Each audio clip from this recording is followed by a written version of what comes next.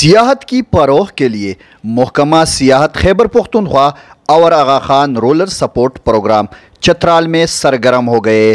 چترال کی خوبصورتی اور ثقافت کو اجاگر کرنے کے لیے ایک روزہ نمائشی پروگرام کا انعقاد کیا تھا، جس میں خواتین نے سٹال لگائی تھی اور پیراگلائڈرز نے پیراگلائڈنگ کے شاندار مظاہرے کیے۔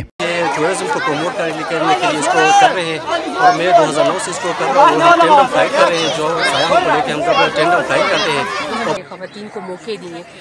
یہ چترال جیسے شہر میں ہم اس طرح سوچ نہیں تھی ہماری کہ یہاں پہ اس طرح کے بھی ایونٹ ہوتے ہیں۔ ایک روزہ نمائشی پروگرام کا مقصد چترال کے نئی سیاحتی مقامات تک سیاحوں کی رسائی یقینی بنانا اور ان کو تمام سہولیات فراہم کرنا ہے۔ جو کام بھی ٹورزم کی ڈیولپمنٹ میں پروموشن میں ہو رہے ہیں، ہم اس میں آپ کے ساتھ ہیں اور جہاں تک ہو سکے گا ہم آپ کو سپورٹ کریں گے۔